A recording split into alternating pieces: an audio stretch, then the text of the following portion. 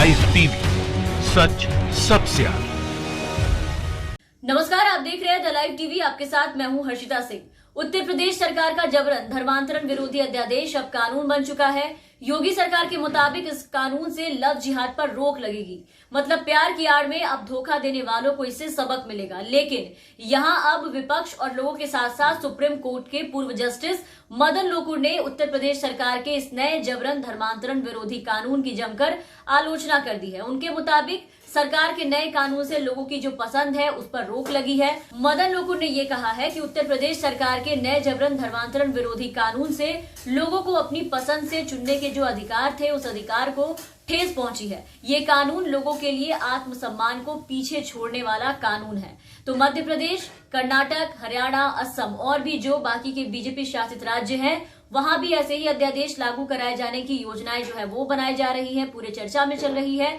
और इस कानून को लव जिहाद पर रोक लगाने के लिए बेहद ही जरूरी बताया जा रहा है और कानून का मकसद है लव जिहाद को रोकना। लेकिन लोकुर ने यह कहा कि यहाँ बड़ी बात यह है इन सब के बीच की अभी तक लव जिहाद की कोई परिभाषा नहीं है। एक राज्य के मुख्यमंत्री का कहना है कि इसके तहत जिहादी अपना नाम और पहचान छिपाकर हमारी बहनों और बेटियों के आत्मसम्मान के साथ खेलते हैं। और यहाँ मैं आपको याद दिलाना चाहूंगी कि जिहादी की परिभाषा क्या होती है।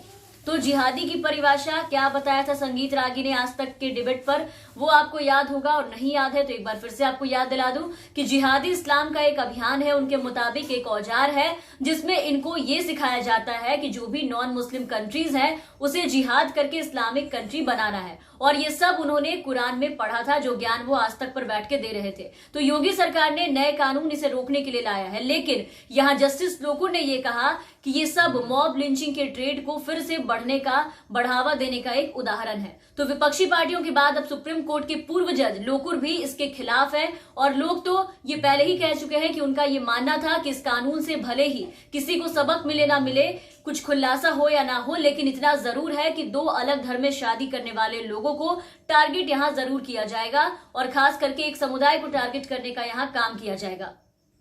क्या आप देखें तो ये हो रहा है। इस कानून के लागू होते ही 12 घंटे के अंदर जिस तरह से बरेली में केस दर्ज किया गया ओवैस मोहम्मद का, पिछले वीडियो में इसकी पूरी खबर बताई थी हमने, तो वहां अब सीधे सीधे पुलिस पर ये आरोप लगे हैं कि पुलिस ने जबरदस्ती ये केस दर्ज किया और लड़की वाले की तरफ से कोई भी किसी भी तरीके की एफआईआर नहीं कराई गई थी।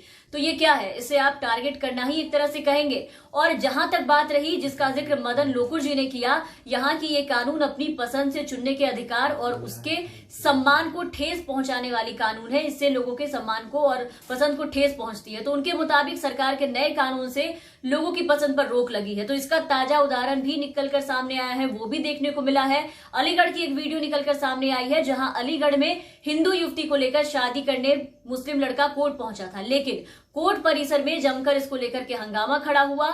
यहां लड़की और लड़का दोनों अपनी मर्जी से आए थे, फिर भी आप देखिए, वीडियो है हमारे पास, आप देखिए कि कैसे उन्हें जबरदस्ती उठाकर पुलिस अपने साथ ले जा रही है। बहुत प्यार है मुझे उससे, बहुत ज्यादा, मेरी जान है वो।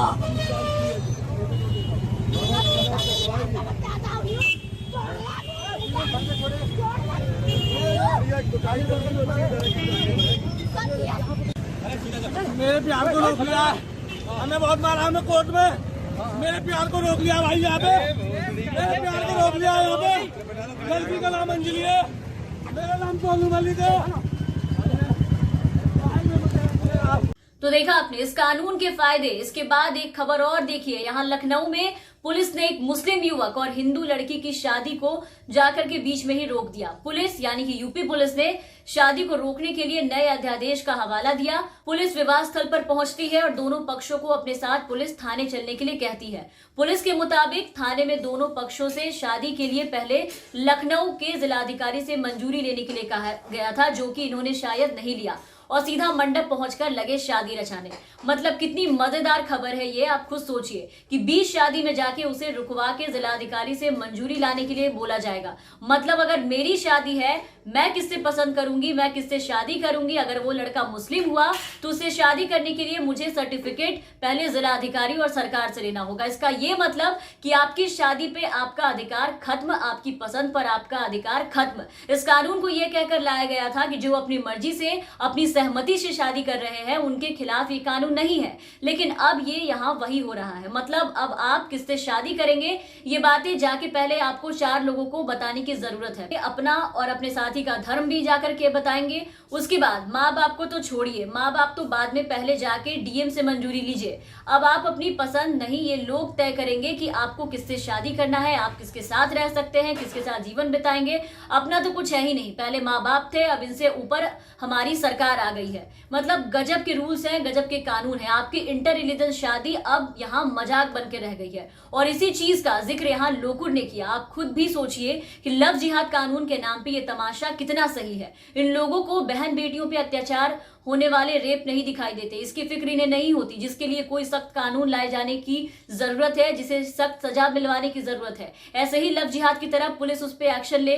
बाल विवाह सरकार के नजर में नहीं है, इनको ये दिखाई नहीं देता, उस पर मंजूरी ले पहले। और यूपी पुलिस वहां इतनी सक्रियता अगर दिखाए तो शायद बाल विवाह हमारे देश में रुक जाए और थोड़ी वाहवाही यूपी पुलिस की भी यहाँ हो जाएगी। इन सब चीजों पे ध्यान सरकार का नहीं जाता। सरकार का ध्यान जाता है तो सिर्फ उन चीजों पे और उन मुद्दों पर जहां पर हिंदू मुस्लिम 2 चीजें मौजूद होती हैं। मतलब अगर लड़का मुस्लिम है, लड़की हिंदू है, या फिर ये भी कहा गया कि अगर दोनों केसेस में ये जो कानून है वो लागू होते हैं, तो अगर इंटर रिलीजन शादी आप करते हैं तो आपको पहले जो सर्टिफिकेट है, जो प्रोसेस है, वो जाकर के पहले आपको डीएम के पास करने होंगे, उनसे मंजूरी लेनी होगी।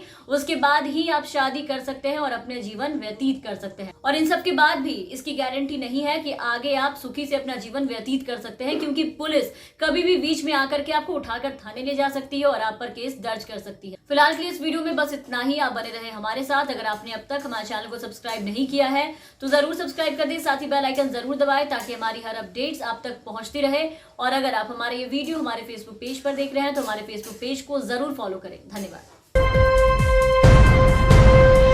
लाइव टीवी, सच सबसे आगे।